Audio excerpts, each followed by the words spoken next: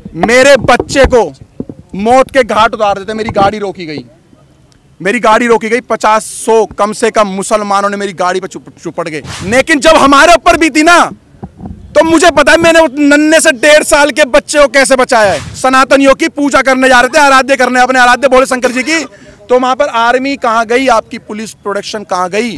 हाथ पे कलावा देख के, हाथ पे तरसूल देख करके हाथ काटे जा रहे थे वहां पर। उन अंकल का धन्यवाद करना चाहूंगा। अंकल ने बोला डरो मत, गाड़ी यहाँ लगाओ, किसी माई के लाल में दम नहीं है जो इस पेट्रोल पंप की सीमा पार कर जाए।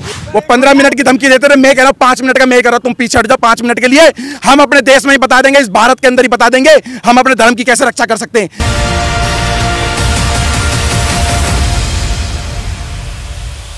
क्या हुआ था कल, क्या देखा आपने? मैं एक बार हाथ जोड़ना चाहता हूं और अपने देश के 100 करोड़ या 110 करोड़ लोग हैं ना भाई, मैं तुम्हारे पैर छूना चाहता हूं भाई। तुम्हारे चरण अगर इस देश में है तो भैया मैं पैर छूना चाहता हूं। अगर तुम हिंदू हो ना तो अपने आप को इन मुसलमानों से बचा लो। ये सब एक हैं, मैं खुल के बोल रहा हूं, ये सब मुसलमान एक हैं। कोई मुसलमान बोले कि मैं ये हूं, मैं वो हूं, मैं इंसानियत नहीं। मेरे बच्चे को मौत के घाट उतार देते। मेरी गाड़ी रोकी गई, 50-100 कम से कम मुसलमानों ने मेरी गाड़ी पर चुपड़ गए, पथराव करा, ब्लैंक गोलियां चला रहे हैं कट्टों से। हमने देखा जब कश्मीर फाइल मूवी देखी थी ना हमने, तो हमारा खून ना खोल गया था हमारा उस टाइम। लेकिन जब हमारे ऊपर भी थी ना, तो मुझे पता है मैंने नन्हे से 1.5 साल के बच्चे को कैसे बचाया है। मैं मर जाता, मेरा बच्चा मर जाता, या मेरी वाइफ मर जाती, अगर भगवान मेरा राम अगर मुझे बचा देता ना, तो मैं इस देश के संविधान, इस देश के कानून को साइड में कर देता। अगर मेरा बच्चा मर जाता, जहां पर इस देश का संविधान हमारे बच्चों को और हमारे परिवार को, सनातन को नहीं बचा सकता, जहां पर ये पुलिस, आर्मी और हमारे देश को नहीं बचा सकती, आईपीसी धारा ही नहीं बचा सकती, जहां पर पुलिस वालों पे गोली चल रही है, जहां पे बड़ी बड़ी अधिकारियों को मेवात जैसे एरिया में डंपरों से कुचल दिया जाता है, तो वहां पर इतनी बड़ी यात्रा हो रही थी, 1 से 1.5 लाख व्यक्तियों की, सनातनियों की पूजा करने जा रहे थे, आराध्य करने, अपने आराध्य भोले शंकर जी की, तो वहां पर आर्मी कहां गई, आपकी पुलिस प्रोटेक्शन कहां गई। 500 पुलिस वालों से 1.5 लाख बंदों की सुरक्षा आप करवा रहे थे। 2 से 3 दिन पहले से उन्होंने चैलेंज कर रखा था, बरगली चौक पे जो आएगा मौत के घाट उतारेंगे। ऐसी वीडियो। जो पत्थरबाज थे वो पसबंदा थे या अशरफ थे? वो सारे मुसलमान थे। आप पसबंदा नहीं होता जी भाई साहब। कब तब आप राजनीति करोगे? गुजर, जाट, बावन, दलितों को वहां पर ऐसा जोड़ा करके मारा जा रहा था। औरतों का मांग का संदूर देख करके पत्थर मारा जा रहा था औरतों के मुंह पे। हाथ पे कलावा देख के, हाथ पे तरसूल देख करके हाथ काटे जा रहे थे वहां पर। हमारी गाड़ियों पे बजरंग दल लिखा या कुछ लिखा हुआ, कोई झंडा लगा हुआ था, उसको टारगेट बना करके मारा जा रहा था। प्री प्लान था, पूरा प्री प्लान था, पूरा प्री प्लान। 30 तारीख को फरीदाबाद के अंदर, मैं कह रहा हूं 100 में से 90% मुसलमानों की दुकानें बंद थी, मीट की और बिरयानियों की, क्योंकि इनके मौलाना द्वारा एक आदेश हो रखा था मुसलमानों को कि हिंदू जा रहे हैं मेवात, और आज ऐसी जगह पे जा रहे हैं कि जहां पर हिंदू लाख हो जाएगा और 50,000 से ज़्यादा हिंदुओं का मौत की घाट उतारा जाएगा। मैं आपको सच बता रहा हूं, मैं कोई आपको झूठ नहीं बता रहा। जब मेरी गाड़ी में आप गाड़ी में कितने लोग थे, किस तरीके से, कितने बजे की गाड़ी में हम 7, अचानक क्या हुआ वो बताइए। हम लोग 7 से 8 जने थे। जैसे ही हम लोग बरगली चौक वाले रोड पे जैसे ही हम लोग आगे की तरफ बढ़ते हैं, तो हमें दिखता है कि कुछ लोग बाइक के पास खड़े हैं, 6-7 बंदे बाइक ठीक कर रहे हैं। हमें थोड़ा सा शंका हुई कि 6-7 बंदे बाइक ठीक कर रहे हैं। आगे एक ऑटो, कम से कम 10-15 बंदे ऑटो ठीक करने में लग रहे हैं। एक ट्रक, एक डंपर के आगे उन्होंने बाइक को लिटा रखा और ट्रक वाले की गरवान पकड़ रखी है। सब एक प्री प्लान था कि एक हवा बना रहा था कि भाई लगे किसी को कि हम लोग ये हादसे में खड़े हुए, लेकिन वो हादसे में नहीं थे।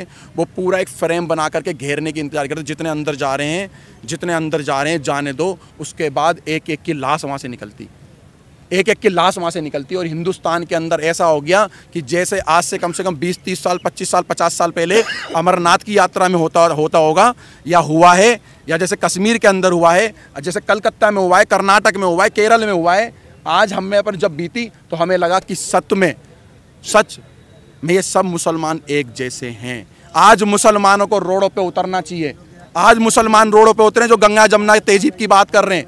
आज मैं कह रहा हूं अपने मुसलमानों से, देश के मुसलमानों से, जो कहते हैं हम इस देश के नागरिक है। पहली बात तो तुम इस देश के किराएदार हो, मैं बोलूंगा, क्योंकि मेरे बच्चे पे बात आ गई थी।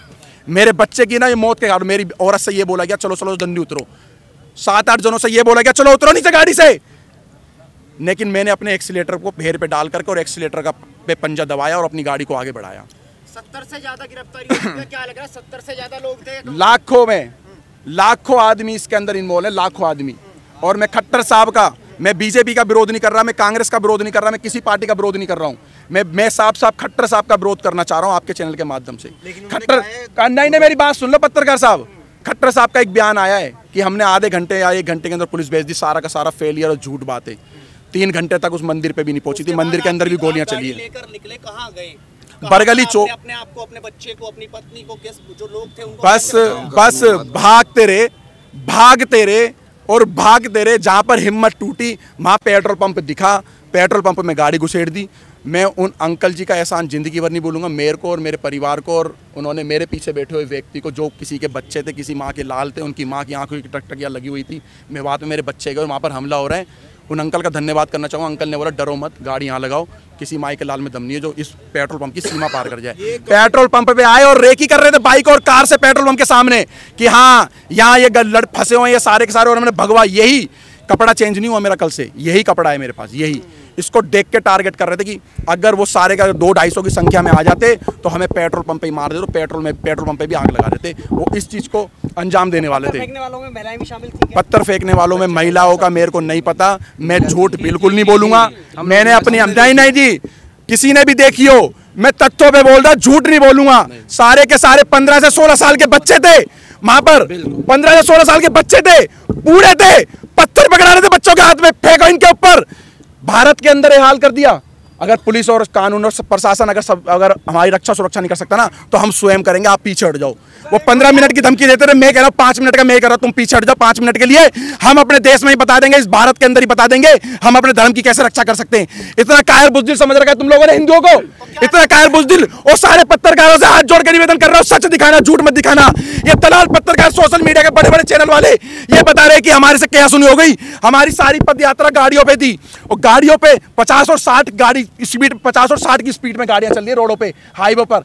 भाई साहब 50-60 की स्पीड में क्या सुनी हो रही है? अरे नलाई को पढ़ाई भी करी है किसी स्कूल में, केजी, एलकेजी, यूकेजी, पहली, दूसरी, 10वीं, 12वीं, बीए कुछ कर रखी है? अनपढ़ो, इस देश के लोगों को बेवकूफ बना रहे हो तुम लोग। क्या सुनी हो रही है? पथराव कर रहे, गोलियां चला रहे, पुलिस पे गोलियां चला रहे, पुलिस को दंगा करके मारे, पुलिस की गाड़ियां चला रहे, थानों में आग लगा दिए। जहां पर पुलिस प्रशासन सेफ नहीं है तो वहां पर पहले से हमें बताओ कि हम देश के कानून आपकी रक्षा नहीं कर सकते। गोली भी चली, मेरी गाड़ी पे गोली नहीं चली, मेरी गाड़ी के सामने से बिल्कुल गोली गई है, हवा में गोली फायर करी उन्होंने कट्टों से। और ऐसे ऐसे वेपन उनके हाथ में थे जो दिल्ली पुलिस के भी हाथ में ऐसे हथियार नहीं थे। आर्मी वालों के पास भी नहीं होंगे। मैं कहा दिल्ली पुलिस, हरियाणा पुलिस के हाथ में ऐसे हथियार नहीं थे। इतने बड़े बड़े आतंकवादी हैं, सारे के सारे मेवाती आतंकवादी हैं, आतंकवादी हैं। सारे गुंडे फंडित थी ये 4 पूरी की पूरी, ये पूरे के पूरे प्री प्लान के हिसाब से, फ्रेम के हिसाब से। और मैं अभी भी कहना चाहता हूं, अगर तुम्हारे अगल बगल में कोई मुसलमान किराए पे रहता है, कोई भी है, पूरा बाइकआउट करो, बहिष्कार करो, उनसे किराए पे कमरा खाली करवाओ, क्योंकि सबके सब एक हैं। अब क्या मांग है? अब क्या मांग है खट्टर सरकार से? उनकी मंशा ये थी, मारना चाहते तो सवेरे 5 बजे यात्रा चालू थी, 5 बजे भी पथराव कर सकते थे। उनकी मंशा ये थी, जितने अंदर घुस रहे हैं, जितने अंदर जा रहे हैं, जाने दो, उसके बाद इनकी लाशें निकालेंगे। भारत के अंदर हिंदुओं पे हमला इस तरीके का हुआ। अगर तुम आप भी चुप रहे ना तो फिर तुम अपने अब क्या मांग है? हिंदुओं गुना, हिंदुओं गुना क्या गुना करा भाई हमने? आराध्य, हाँ 47 वाला झंडा, 47 गुना कोई नहीं था भाई साहब। गुना ये था कि हम लोग प्रशासन के भरोसे पे रह गए। अगर प्रशासन हमें पहले बोलता हम तुम्हारी सुरक्षा नहीं कर सकते तो हम अपनी सुरक्षा स्वयं करते, और कैसे भी करना था। हाँ, गजवाए हिंद की ये स्टार्टिंग है इनकी, ये गजवाए हिंद करने की, एक इन्होंने डर का माहौल बनाने की सोचा कि हम देश के अंदर एक माहौल ऐसा क्रिएट करें कि डर का और भय का माहौल। कोई भी मुसलमान से डरने की जरूरत नहीं है। मैं विजय हिंदू ऐलान कर रहा हूँ, किसी भी मुसलमान से इस भारत के अंदर डरने की जरूरत नहीं है। किसी भी मुसलमान से, आपके बगल में 100 मुसलमान रहते हो, लाख मुसलमान रहते हो, डट के ही लड़ना है। जैसे हमारे भाई, बताओ मेरे को, विजय हिंदू को बताओ कौन सा जज आता मेरे बच्चों को मेरे लौटाता? 1.5 साल के बच्चे को मौत के घाट उतार देते तो मैं भी प्रशासन और संविधान को साइड में करके इन जिहादियों से लड़ता, और चाहे मेरी जान चले जाती, मेरे बच्चे पे पथराव कर रहे थे ये लोग। जो महिलाएं फंसी हुई थी उनकी जांच, महिलाओं पे गोली चलाई गई है, महिलाओं पे डंडे मारे गए, पत्थर मारे गए, महिलाओं के मुंह पे पत्थर मारे गए।